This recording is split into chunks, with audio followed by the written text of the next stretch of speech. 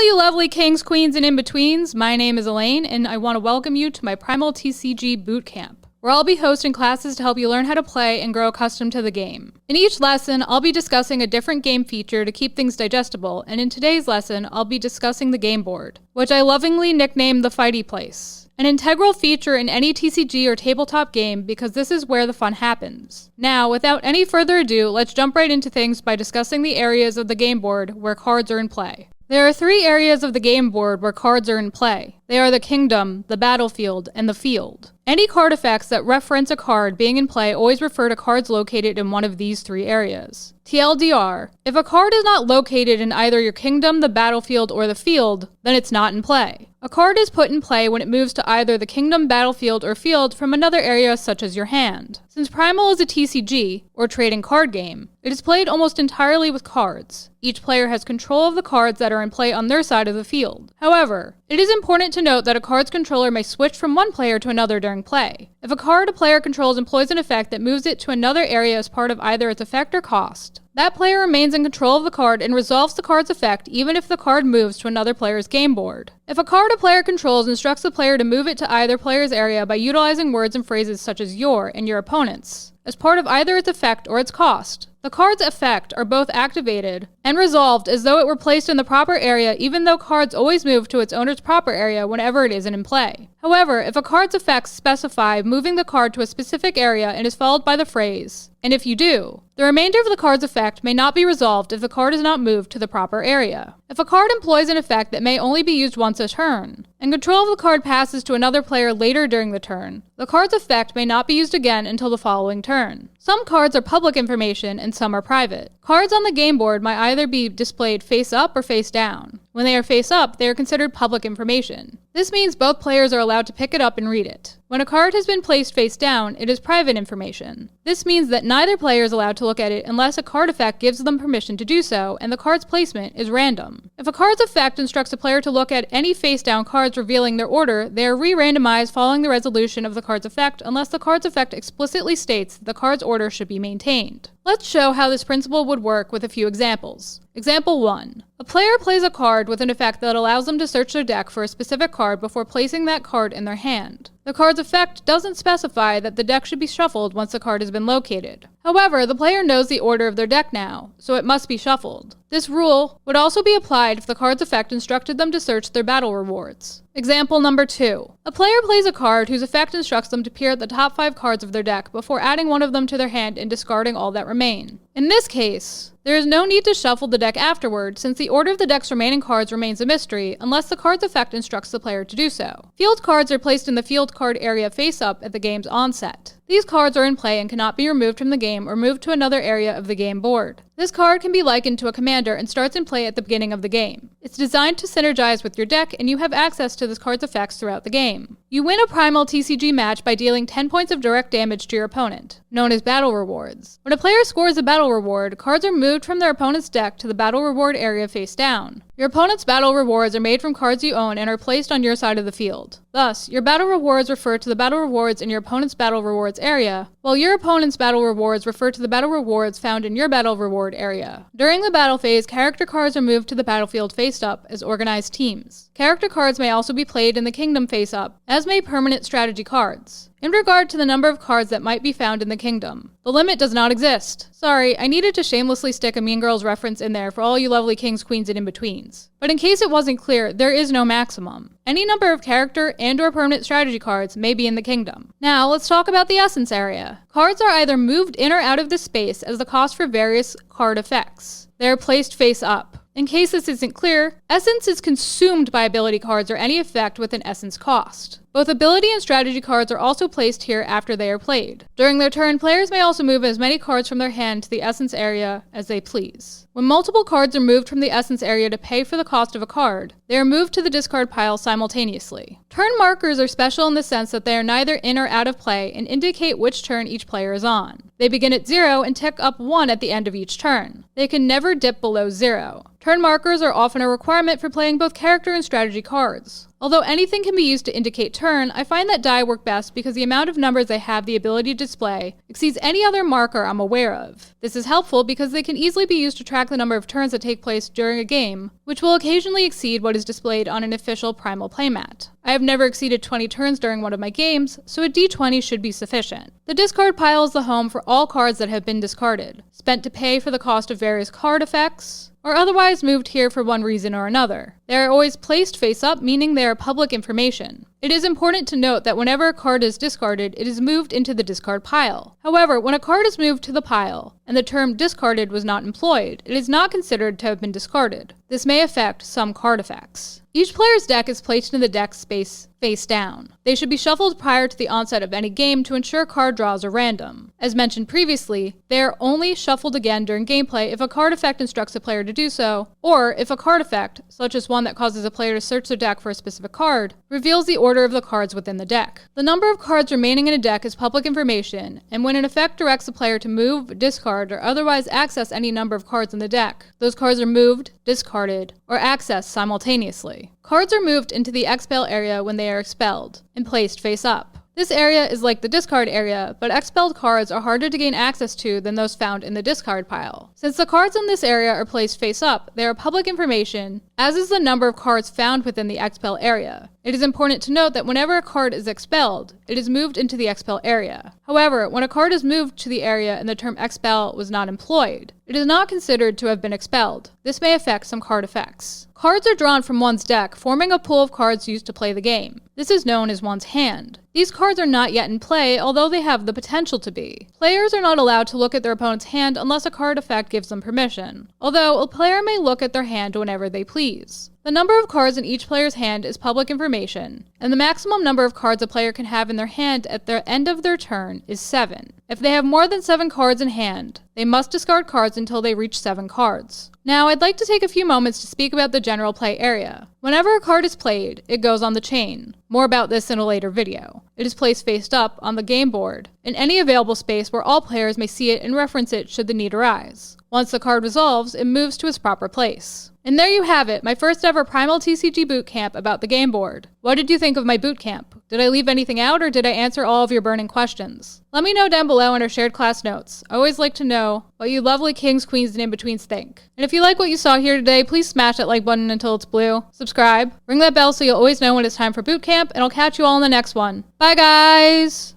Hey all you kings, queens, and in-betweens, I just wanted to let you know that the folks over at Primal TCG have set up a promo for just our viewers. Use the promo code KINGS10 at shop.primaltcg.com for $10 off your purchase. I recommend popping in for the deck box bundle. For just $60 and $50 with our code, you get one of their premium deck boxes and their extended promo bundle, including a promo pack, a pre-release pack, and 2 demo decks. Everything you need to get started. Now back to the video.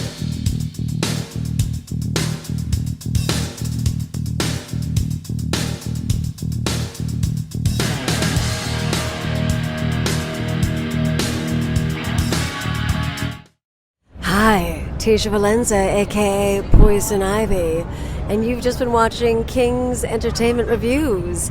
Don't forget to like, subscribe, and watch.